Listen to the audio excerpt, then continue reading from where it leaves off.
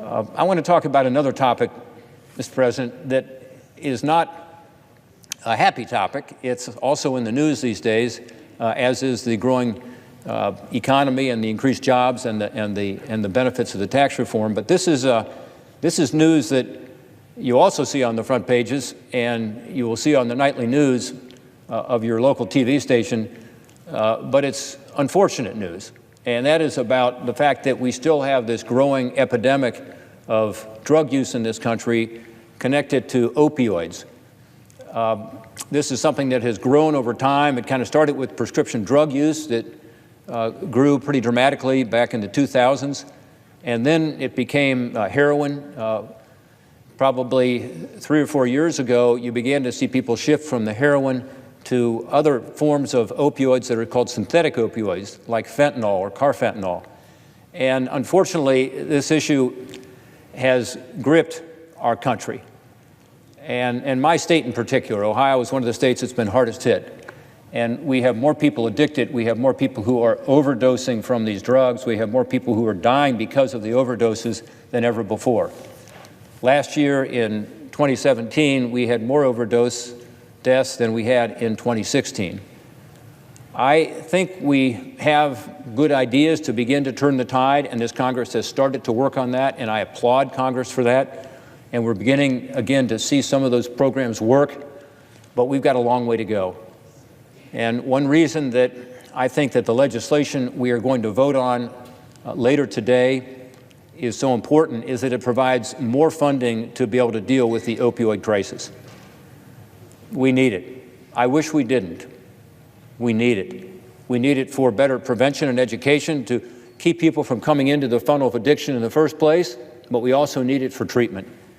And we need it for longer-term recovery, which is sometimes quite expensive, but requires us to look at this issue in different ways. Historically, short-term treatment programs have not been very successful. A lot of people go through these treatment programs, come out the other end. They might be clean for a while, but typically there's a lot of people who go back to their addiction. The recidivism rate is very high. And what we want is for people to go through treatment and get clean at the other end and be able to get back on their feet and be able to restore their ties to their family and their work and their community. And so this longer-term recovery, in my view, from studying this issue for many, many years, is a really important part of that. It's providing, yes, the medically assisted drug treatment that's sometimes needed to be able to get through the addiction and to get into a good treatment program. Often is assisted through medically assisted treatment. But what's more important to me as I look at this and talk to a lot of people, I've probably talked to 1,000 addicts or recovering addicts just in the last couple of years in Ohio, is to be surrounding these people with the right kind of counseling and the right kind of support, including peer support, others who have been through addiction and recovery and gotten on their feet, who are recovering addicts. And so there's a cost to that. And although some would say, well, is this really a federal government role? I would say, yes, it's a national epidemic, and it needs to be approached at every level, the national level, the state level, the local level. Ultimately, it's not going to be solved here in Washington. It's going to be solved in our communities.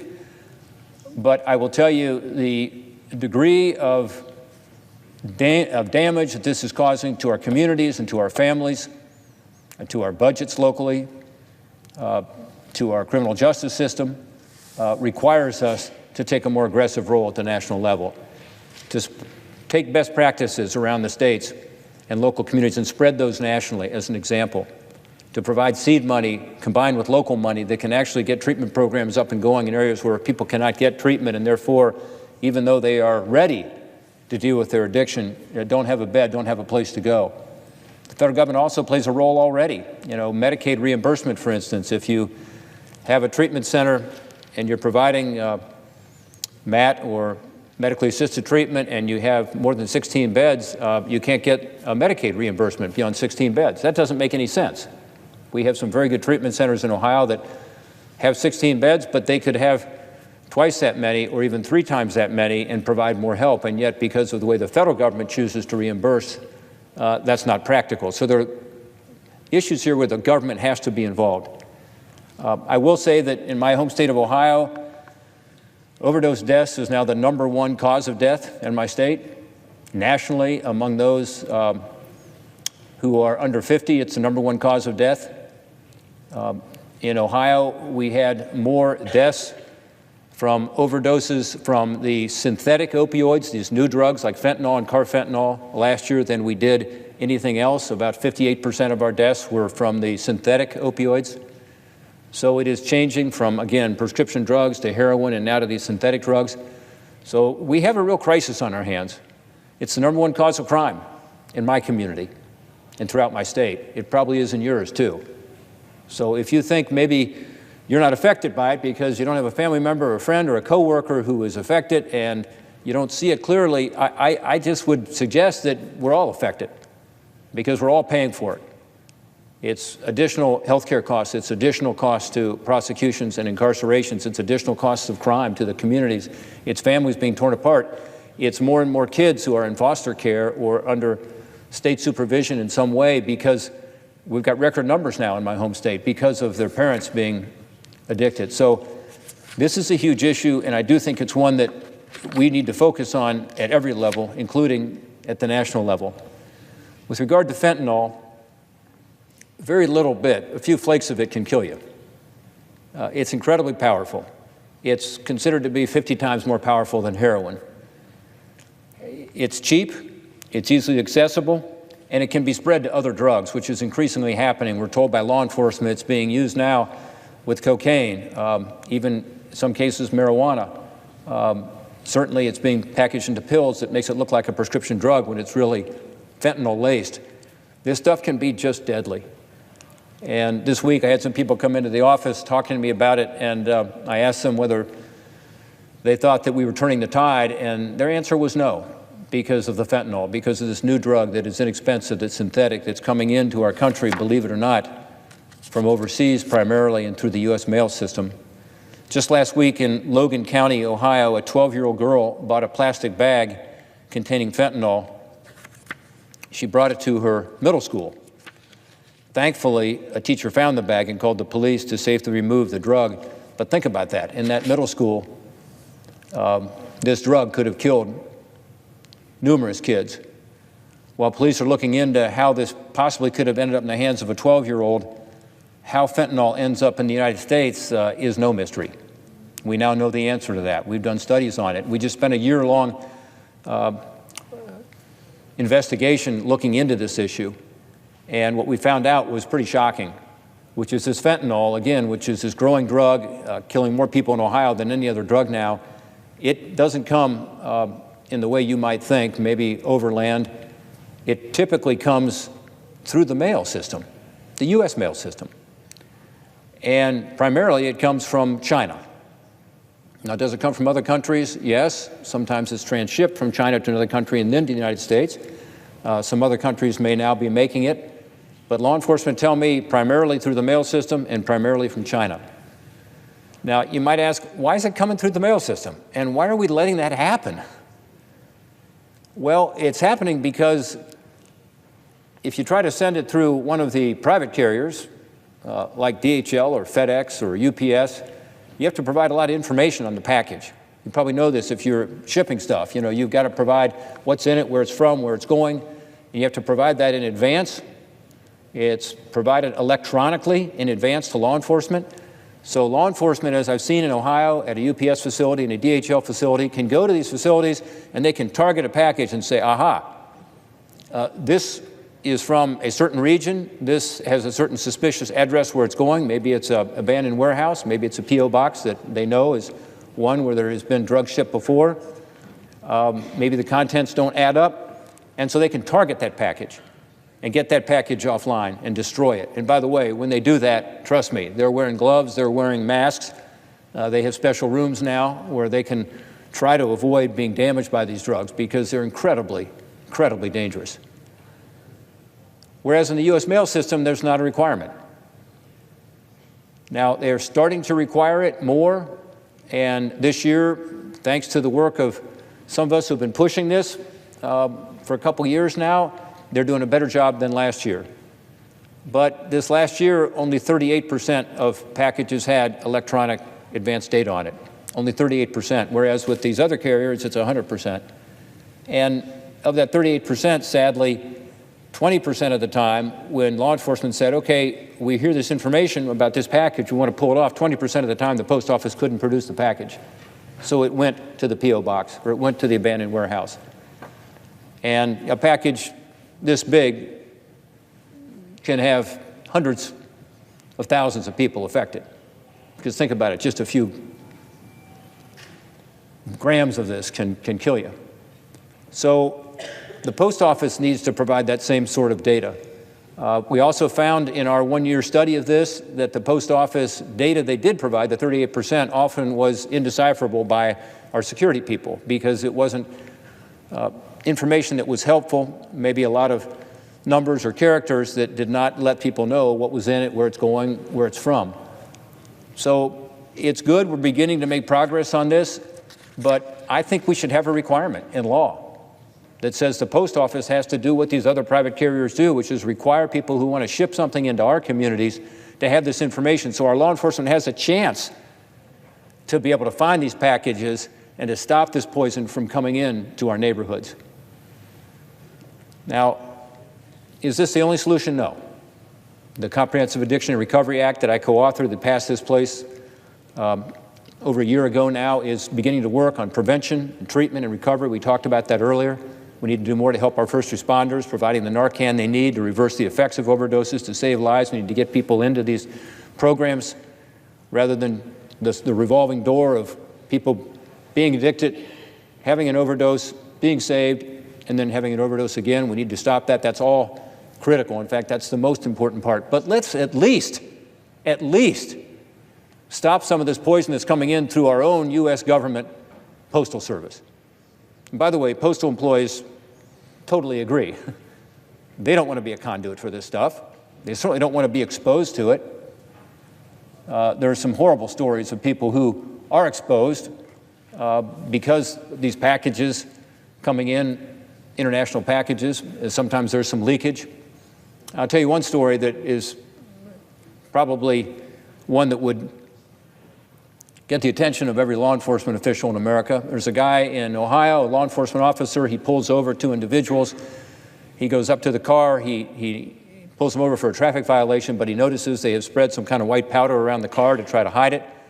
Wisely, he realizes this might be something dangerous. He puts on his gloves and his mask, finds out it's fentanyl. He arrests these two individuals.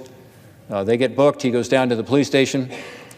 This officer, who's a big guy, by the way, 6'2", over 200 pounds, in good shape, looks down on his shirt when he's in the police station talking to his fellow officers. He sees some flecks on his shirt of something, so he reaches over and brushes them off with his hands like that. It was fentanyl. Immediately, he overdoses, becomes unconscious, lying on the floor. 3 times Narcan was administered to try to save his life. They had to rush him to the emergency room, ultimately to save his life. And as his police chief said, if we hadn't been right there, this police officer would not be with us today. Think if he'd gone home and hugged his kids. So this stuff is dangerous. It's dangerous for our postal employees. It's dangerous for our Customs and Border Protection people who bravely are out there every day trying to stop this stuff. It's dangerous for the postal inspectors, dangerous for the Drug Enforcement Agency individuals. We need to give them every tool we can to let them know where the suspect packages are so that they can stop this stuff. At a minimum, what will happen is there'll be less supply and there'll be higher prices on the street. That's not a bad thing because, again, the cost of this drug is one reason that it's become so popular and so deadly. So our legislation is called the STOP Act. It simply says, let's do what we should have done many, many years ago and require this information. After 9/11, this Congress got together and said, we're worried about stuff being shipped into this country, and so we're going to require private carriers to provide this. So in 2002, there was legislation passed. It was 15 years ago, almost 16 years ago now. And that legislation said at the time, you got to do it if you're the FedEx or UPS of the world, but for the post office, we recommend you do it. We want you to do a study on it. And the thought was in Congress they would need some time, but that they would be able to do it as well. Well, again, it's been almost 16 years. And now we have this immediate problem, which is, in my view, a crisis. And it's a public health problem. And it falls on us as the federal government to deal with it, and this Congress to deal with it. So I know that there are those in the Postal Service who are concerned about it, whether they can require other countries to provide this data. You know what? We provide it to all of our packages going to them. And again, most countries in the world are now being asked to do it. The rest of the countries ought to be asked. Certainly China ought to be required to do it for all their packages. They now say about half the packages from China have some sort of information. It needs to be better information. We also need to get China to do more. After our report came out last week, the Chinese government officials responded and said they were concerned, they wanted to do more to cooperate with the United States. That was good. I'm glad to hear that. But frankly, we've been hearing that for a while.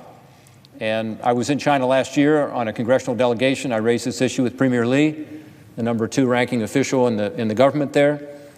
And again, we heard the right things, and we want to help you to be able to stop this at the source. We need more help. We believe there are thousands of chemists or chemical companies in China that are producing this poison. Again, I'm not suggesting it's exclusively China, but we're told by law enforcement still primarily from China. Let's shut them down. They have made illegal some of the precursors, some of the drugs that go into making this fentanyl. Let's be sure that's being enforced. Let's make this an illegal activity to ship it. Let's do the prosecutions that are necessary and arrest people. There are 2 individuals who were indicted here in the United States who are Chinese nationals. My understanding is they have yet to be prosecuted. And they've been indicted for shipping poisons into our communities and killing our people. So, yes, there's a lot that has to be done here. We need to be sure we're doing a better job on prevention and education to keep people from falling into the addiction in the first place. We need to do much better on treatment and recovery. We talked about that earlier. But at a minimum, let's protect this country. So I encourage my colleagues, if you haven't already co-sponsored the STOP Act, Senator Amy Klobuchar from Minnesota and I introduced this legislation together last year. We want your help. We'd love to have your co-sponsorship. We have about 30 co-sponsors now. It's bipartisan. We need to get 100 co-sponsors. Everybody in this chamber should be for this. And we should be able to at least tell our own United States Post Office, you've got to help law enforcement more to be able to stop this poison. That's part of the answer here, along with so many other things we need to do to keep the fentanyl off the streets, to keep the overdoses and the death toll from rising. And again, I want to thank my colleagues for including in the legislation we're going to vote on later today additional funding over the next 2 years. I will say with regard to that funding, which is significant, it's an unprecedented amount. We've increased the funding over this fiscal year and last fiscal year by $1.4 billion. That was an unprecedented amount. That's through the so-called Cures Act and the CARA legislation. Now we have additional funding, $3 billion this year, $3 billion next year. I do think there's a good framework for spending this money, and that would be the programs in the CARA legislation. That's the Comprehensive Addiction and Recovery Act. There are about a dozen different programs, including recovery programs we talked about earlier, including helping pregnant women who are addicted, to help them avoid having their addiction be passed along to their kids. And this is a big issue in our states right now. All of our neonatal units back home in our hospitals are dealing with it. There's legislation there to help our first responders with training and with Narcan, certainly to help them deal with this fentanyl danger that they face, the risk they face every day. So we have the programs in place. There's not adequate funding for some of those programs to respond to the many requests that are coming in. So this is one place for us to provide some help. The Cures legislation goes directly to the states.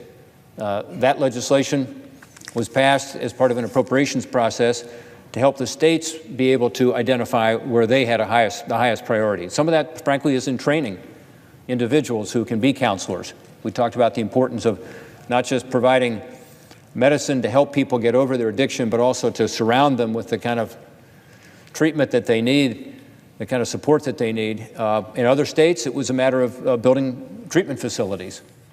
$1 million of this or so was used in Columbus, Ohio for a very innovative program where there is now a new emergency room that is dedicated to people who overdose, which is better for the individual who overdoses and better for the taxpayer rather than taking them into an emergency room that has the capability to handle the gunshot wounds and the trauma and so on. This is dedicated just to overdoses.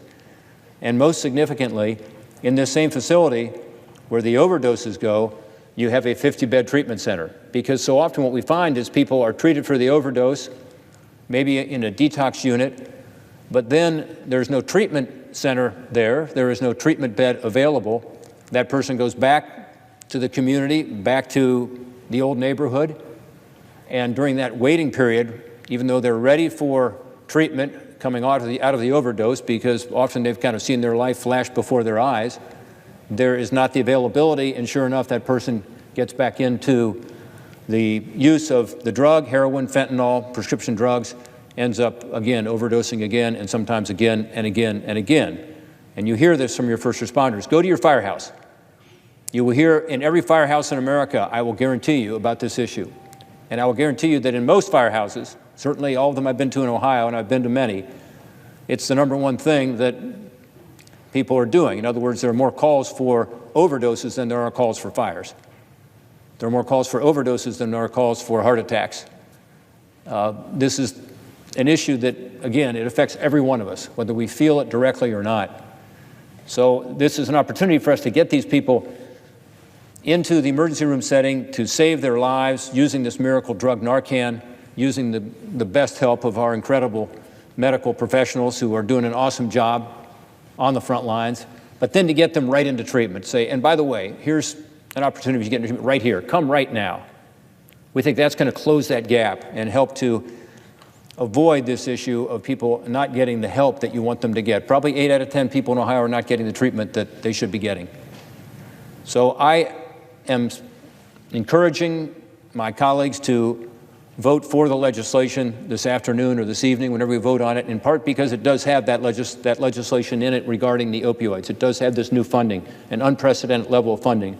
It's going to be left to the appropriations committees here to deal with it. As to how it's spent, again, I know they have a lot of great ideas, including legislation that we already passed called the CARA Act, the CARA Comprehensive Addiction Recovery Act. We spent 3 years putting together that legislation. We had 5 conferences here in Washington. We got best practices from around the country. This is all about sending funds out to programs that have been studied, that do have good results. It's not just a matter of throwing money after this problem. We got to be sure that it's done effectively, and again, that it leverages more money at the local level. The $1 million I talked about that went into this treatment center in Columbus, Ohio, that was matched by county money. It was matched by state money. It was matched by private sector money, individuals who were giving funds to this because they realized what a problem it is. That's how we should work together. And ultimately, this is not going to be solved, again, here in Washington, D.C. It's going to be solved in our communities. It's going to be solved in our families. It's going to be solved in our hearts, because this is an issue that ultimately is going to require all of us getting engaged on. Mr. President, I thank you for the time today. I note the absence of a quorum.